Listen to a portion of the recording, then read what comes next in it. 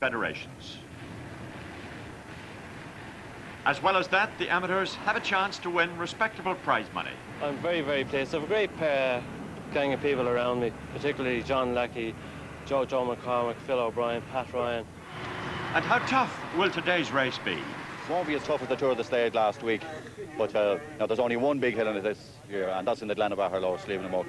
But it's a very, very long stage tomorrow after a hard 80 miles today, so it'll prove the best. This is a fierce change for us to have to come along and start a 2-day, because physically you have to be a way stronger for it. You know, so it's something new for me now. We're at it because we have the Ross in another 7 weeks, and we have to start racing in 2-day events and 3-day events to get right for the Ross. A few of the English riders will be marked men, and it's a very small bunch. It's only 60 riders. We're used to far bigger bunches in this country. It'll be far, far tighter racing. Groups won't be able to escape as easy as you would be out of a big bunch. I'm only playing a supporting role in my team, but obviously with it being a 2-day, we've got to be up there on both days. There's no room for any mistakes in a 2-day, so we'll have to get our 2 protected riders up with every move. It's not as big as I hoped for, but it's a high-quality field, which will make it every bit as hard as with a big field. It'll probably be harder than a big field. Cork City Hall saw the 64 riders being flagged away by Mayor Dan Wallace, and this the first stage to Limerick, accounting for 78 miles. As they set off, the rain has ceased, but there's more threatened on the way north to Mitchellstown and to Tipperary Town.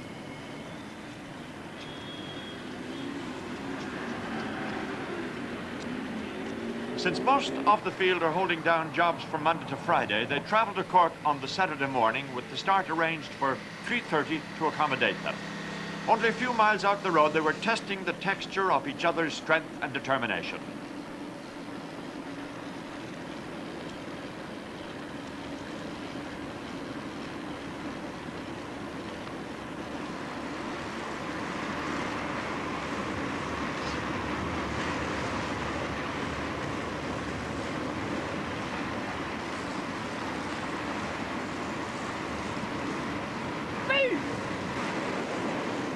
A few early breaks were tried. None were successful. But such is the lot of the road racing cyclist. You try, sometimes with the help of others, to tackle the impossible.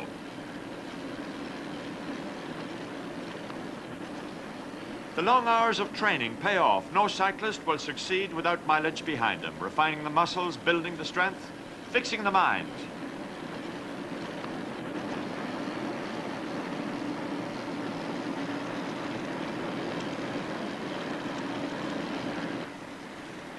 It's now estimated that there are 2,000 registered riders in Ireland, both north and south. The number is growing as Sean Kelly, Stephen Roche and others put Ireland in the forefront of world cycling. Also, there's Cycling Unity, which sees riders from all 3 federations come together for all major races. The way forward is bright, particularly with sponsors like Guinness supporting and a public becoming more and more aware. That must also encourage the riders to give a little extra in a sport which is demanding to the extreme.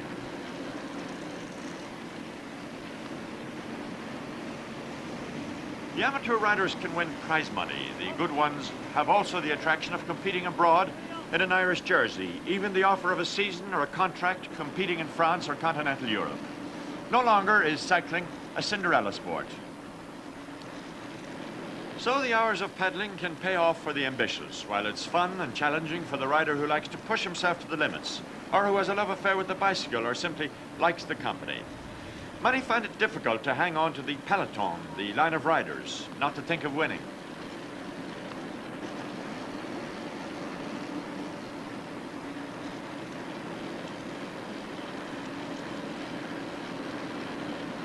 The machine itself has to be cared for as much as the body. It's a costly item.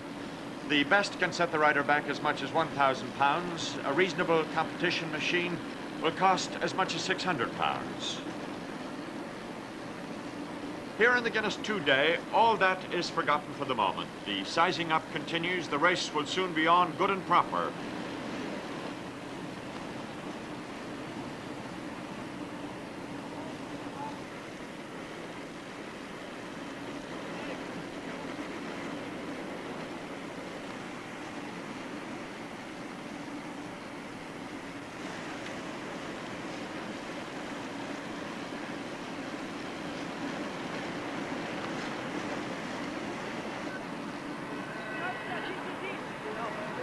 round it down to the front, come to the back.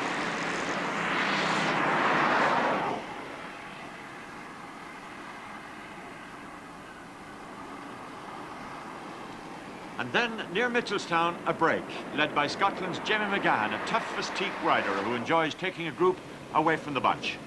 What's the lead? We don't know, but 20 seconds. And how many?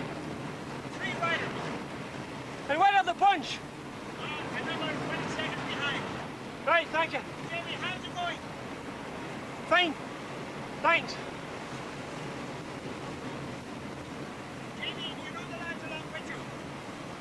Sorry? You know the lads along with you? Ian Chivers, Laurence Roche, and Madden. Ian Chivers from Ballyclare Antrim is a candidate for the Northern Ireland team for the Commonwealth Games. Laurence Roche is with the Guinness ICF team and a brother of Stephen Roche. And Ger Madden is from the Nursery of Cyclists in Cork, the Blarney Cycling Club.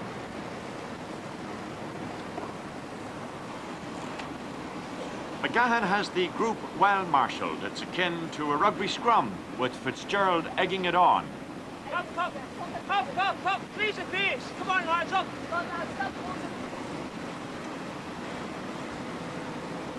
That's why you get a long rest at the back.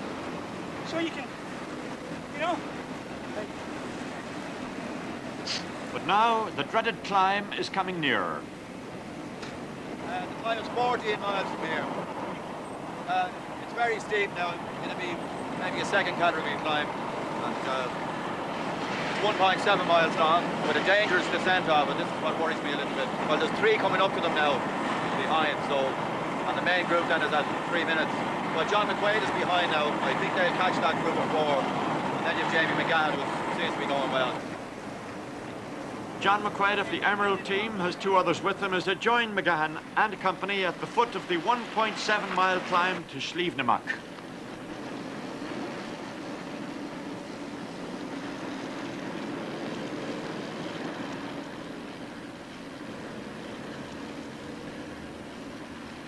McGahan is temporarily dropped at the foot of the climb when his chain slips off, but he gets back on within seconds.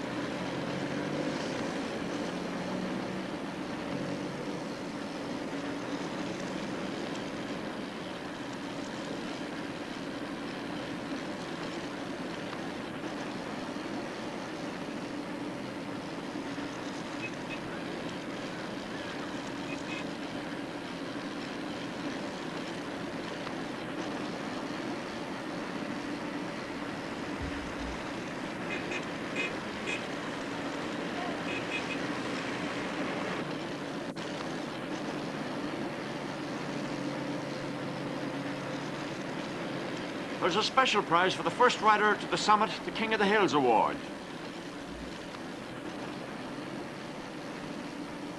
John McQuaid is the first to make a move, drawing away to the other side of the road. Ian Chivers, the tough 19-year-old, follows, but over the top, it's McQuaid from Chivers.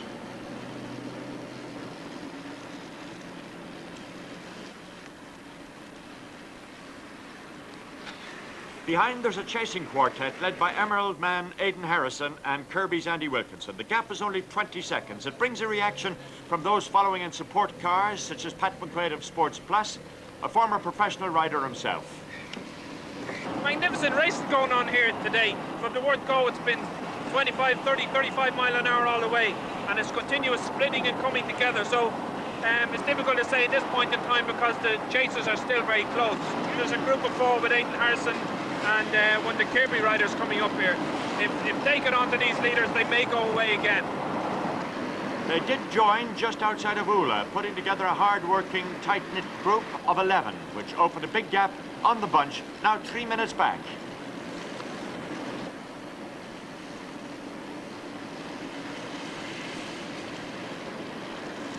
Now Anthony O'Gorman from Bianconi Clonmel is one of the motivators with Jamie McGahan. Assuming that they would stay together and with only 10 miles to Limerick, who would come out on top? John McQuaid. Why? Watch and see. John McQuaid is an Irish champion, a sound climber, but an accepted sprinter.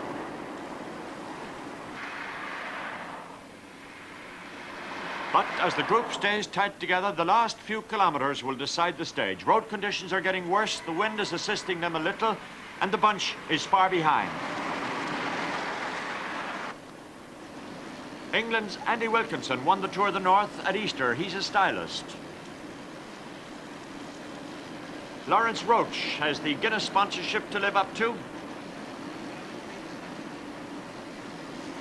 Ian Chivers is the youngest of the group with the determination of a champion. But when there's a sprint in the immediate future, it's time to stock up with energy.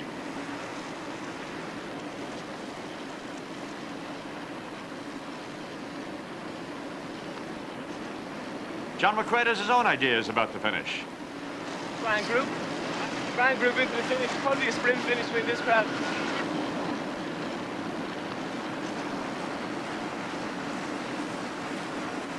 What's great about this sport is its unpredictability. The circumstances change by the minute. The rider with support has the best chance, then tactics are enthralling and they are read by followers in different ways. What were they thinking in the press car as they were 8 miles out of Limerick?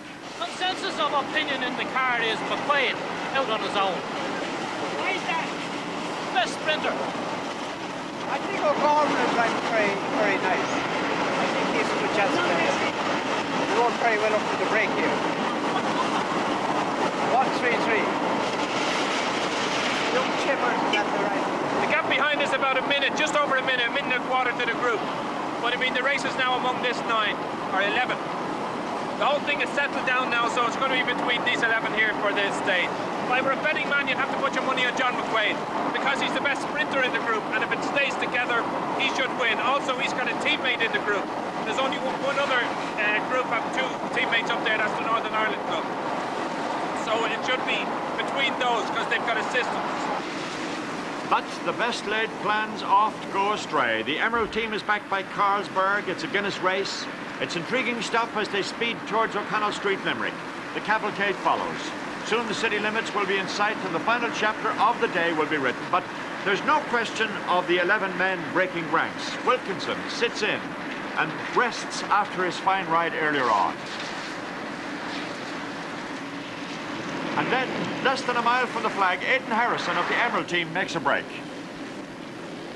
I didn't know the finish, so the talk with John McQuaid, he knew the finish. And he said to me there's a slight drag with a K to go. So we came across the railroad track, so I said I'd have a go. So I had a go then. I got up and John rode from me behind. When there's 2 of us there, we can play off each other, you know. It's very handy. It's good. It's my first win of the season. I haven't been going well. I had 2 bad seasons. And I started to come around now. I was in Italy during the week. We rode the Ger Madden in Italy. So I only got back last night, came down here, so I feel okay. And so Harrison of the Carlsberg team won the stage into Limerick. In dreadful weather, a handful of hardy followers lined the streets to see the Dubliner.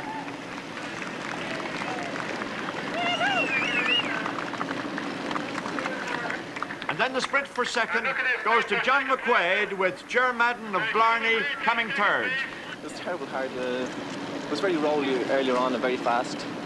And then with the rain and that, for us fellas who don't see too well, it doesn't help really. But the last few miles I started to feel okay. A lot of the fellas were getting tired. But then Aidan attacked from the back and he got a gap, so that suited me too. Once one of the team win, it's not so bad. That means a lot to me. I just came out for the ride, quite honestly. I was going to turn back from Limerick, you know, go home to Blarney again, you know, from Blarney or Cork to Limerick. But I'm very pleased with this result. I'll go on tomorrow and we'll see how it goes then. We had sort of about 20 teams there yesterday who finished the race yesterday, and they all went off to their hotels last night, and each of them would have sat down and they would have discussed yesterday's race among themselves as to what they did and what they didn't do and what they should have done and what, you know, what the eventual outcome was. And they would also discuss the situation whereby the Carlsberg Emerald had first and second on the stage, and they have a pretty strong team. You know, they're in strength and depth they've got. So they would therefore have to try and plot how to overcome this and how to beat it. And they'd look at today's distance, say it's 117 mile, and that's a long way. And if a team like the Emerald have to spend a lot of time defending and trying to chase after breaks and so forth, then after about maybe 50 or 60 miles, suddenly you all start getting very tired, and then the whole thing could explode. And what they would hope to do would be to each team not on an arranged basis, but have teams attacking one after the other and riders attacking, trying to break away, trying to wear down the Emerald team, really, and this is what's going to have to be done. Well, the Emerald men are in control right now, but the visiting riders will be doing their utmost to uproot them. Of course, you've got a lot of planning and plotting before the stage, but out on the road, that doesn't hold true, because if a guy sees himself in a winning position, he's going to take advantage of it, and he's not going to worry about what he planned beforehand. You know, the loyalties will change as the race progresses. I wouldn't say we're under any particular pressure, but being sponsored like by the sponsor of the race, it does sort of emphasise the fact that they'd like to see you up there, you know. Yeah. So you do. Have you been told that? No, you don't have to be told things like that. I mean, you always want to get up anyway, but when you are sponsored by them, you know, they know you want to be up there, and you know it yourself, so you don't have to be told, no. 117 miles lie ahead of Aidan Harrison as he sets out to defend the yellow jersey. What you will get is individuals like Jamie now, who is a very, very intelligent bike rider, and he possibly doesn't have a very strong team with him. So he will try and use the other teams to his advantage. He will watch and try and see what's happening around, see what the different teams are doing, and then hope to benefit from their tactics in actual fact. The Mayor of Limerick, Senator Paddy Kennedy, sets the wheels in motion out of the city, and Pat Healy thinks. I'll have to ride an opportunist race, because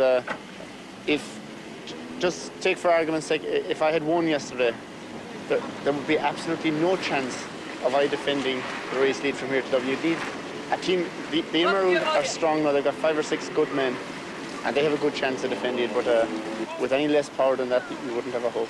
I'm only a minute off the race lead myself, so if it stayed together for until, say, Nice or something like that, I'd be happy to go for it, a win myself. The man with the yellow jersey is the key man. He has to be supported by his teammates, who mark each and every challenger.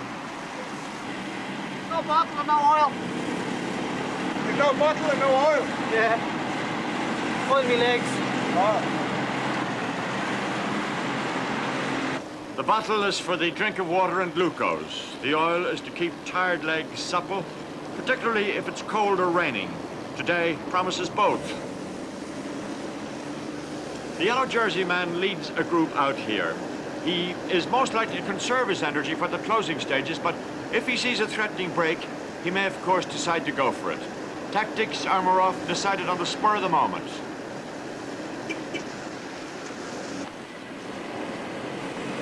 At the Castleconnell level crossing, 6 riders came down in a pile, including Ulster's top man, Ian Chivers. But no one is badly injured. It's a crash. Soon they are back in the fray and setting off after comrades some 100 yards up the road. But the crash or pile-up is the cyclist's nightmare. Limbs are so exposed and so easily injured.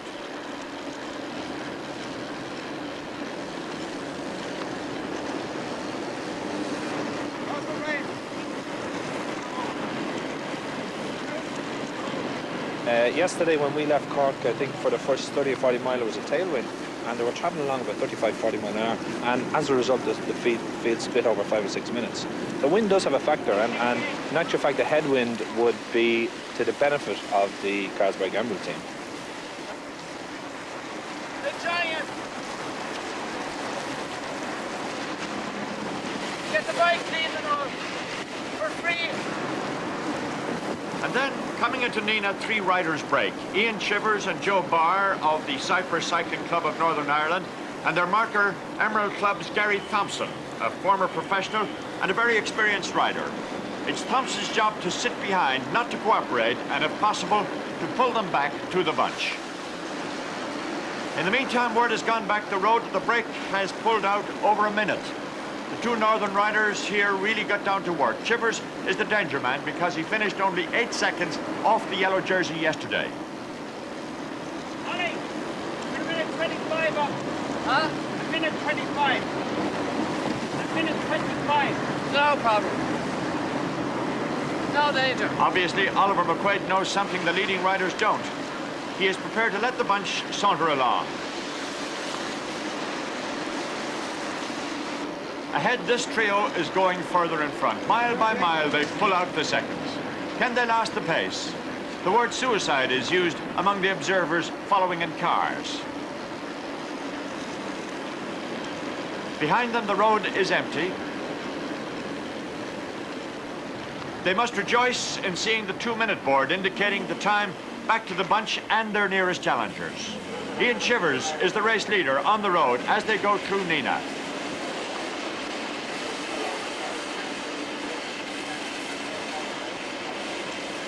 And behind, the pack still has not broken. The crosswinds do not help matters, and heavy rains add to the hazards. It's a grand sight to see the field of riders, multicolored, shining legs, much cared for bikes, and team mentors to look after their needs. The same team mentors, while control of the convoy, will offer recommendations and give the spur when required. One such team manager is Ger McQuaid of the Carlsberg Emerald team. The riders who hold the whip hand. No problem. I don't see any problem with it, with almost 100 miles to go.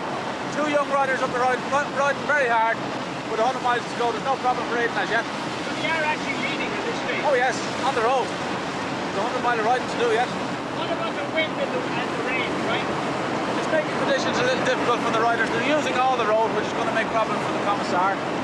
Everybody's trying to get as much shelter as possible, and that naturally leads the riders over the right-hand side when the wind is blowing to the left. Because you try and be that side of the rider in front of you, and everybody can't be. So they're on the right-hand side of the gutter, and the problem for the commissar, but not for the rider. And what about the riders? This could be their plan as we eavesdrop on the words of John McQuaid. Since they all start attacking, like I would have to go try to win the stage as well. Yeah. You know? Yeah. So like if I go, you don't chase me, right? Oh no! You won't get in a hand here, you know? What does Peter Doyle think? Will the two stay away to Dublin? I don't think so.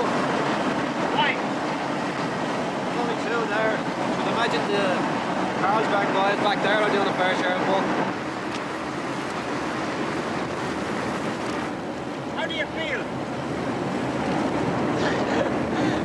That is that? No comment. Well, I've been cycling for about 5 years now. I started when I was under 14, and I was second in the All-Ireland when I was no under 13, and I've just progressed from then on. I've just, you know, just keep on going like. Whenever Ian went up the road with Thompson, I just was off the front, so I decided to go across to him. And Ian and myself were from the one club, we trained the car. And it was just like training on out there the car. We were like, no, we got in the car, kept it going as long as we could, rode steady, ate a lot of food.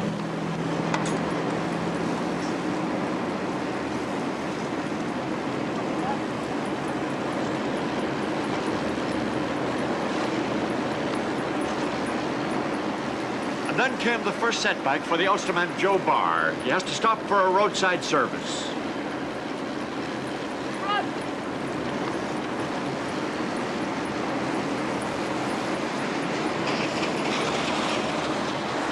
Thompson takes time out for a drink.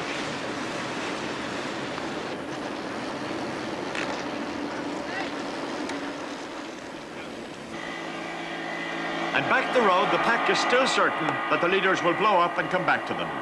The weather alone could help.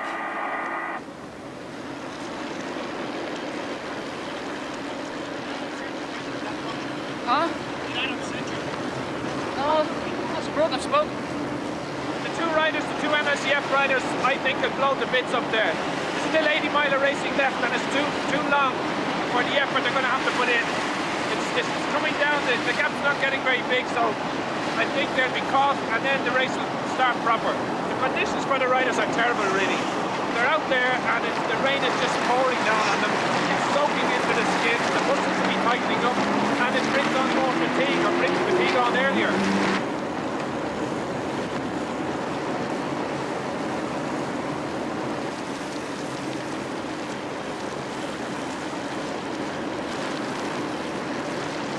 Of course, they take food as well as change their wet gloves.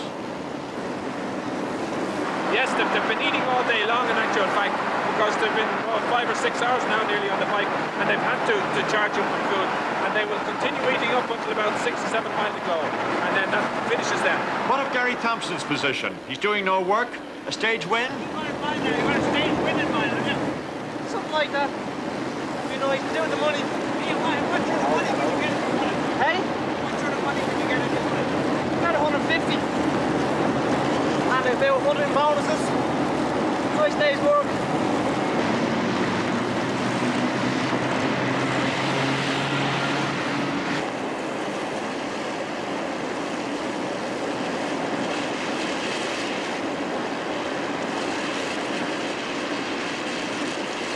And then there comes news of two chasing riders, Michael Kinsella of the Guinness ICF team and John Wilkinson of Kirkby.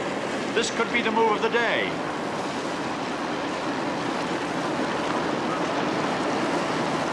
Wilkinson needs energy to bridge the 4-minute gap. He also gets good advice from his team manager.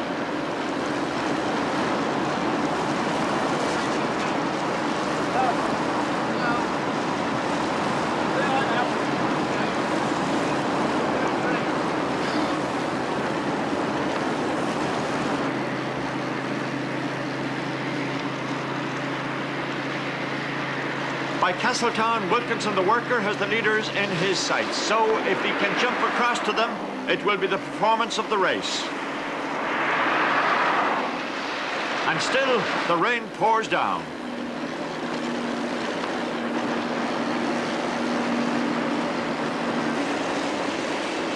Strangely, the bunch behind is relaxing. They still expect the leaders to come back to them. Why chase?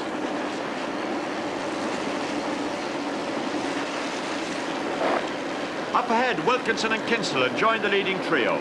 Immediately, the Liverpool rider set to again. He knows how relaxed the bunch is.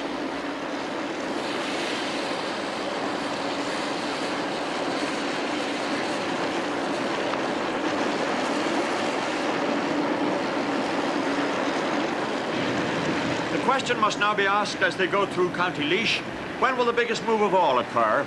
When will the Emerald team strike back? Well, with about 50 miles to go, we understand there's a good chasing group has formed behind, with Harrison, John, McQuaid, Kimmage, Roche. And with only Wilkinson doing the work at the front, it looks now as if they'll be reeled in. It was a good effort by Ian Chivers. Now the conditions are the same for everybody. Good wind on the right shoulder. Well, you always go through a bad patch in a big race like this here, you know. Nobody can go through the whole event, no problem. Like, you always have one about 80 mile, you know, 70, 80 mile. Everybody in the race does. Ian Chivers gets over his period of difficulty, and all of a sudden it dawns on the yellow jersey holder Aidan Harrison that all's not well. The gap is too big. The distance of 30 miles is too short.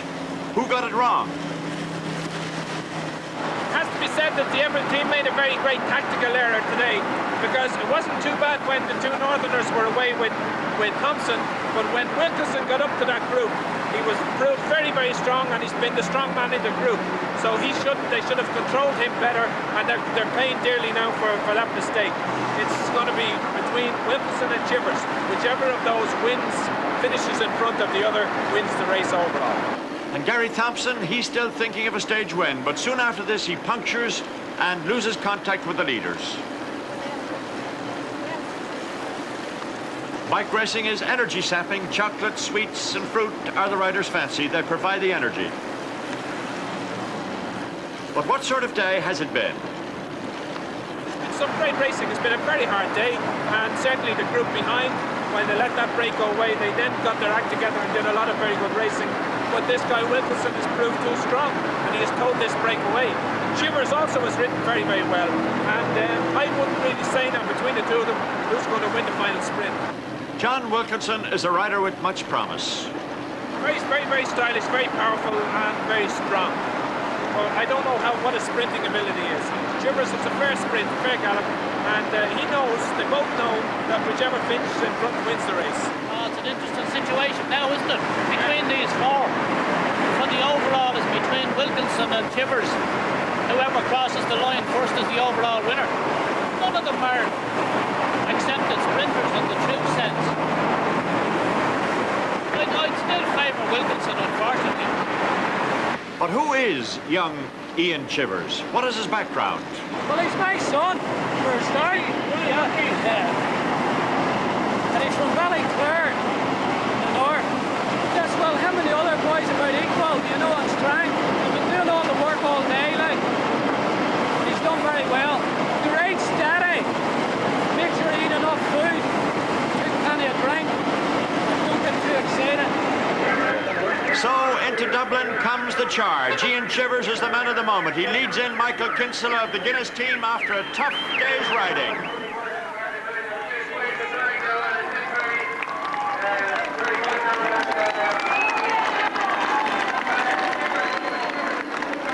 The second group is led by Joe Barr, Chivers' teammate.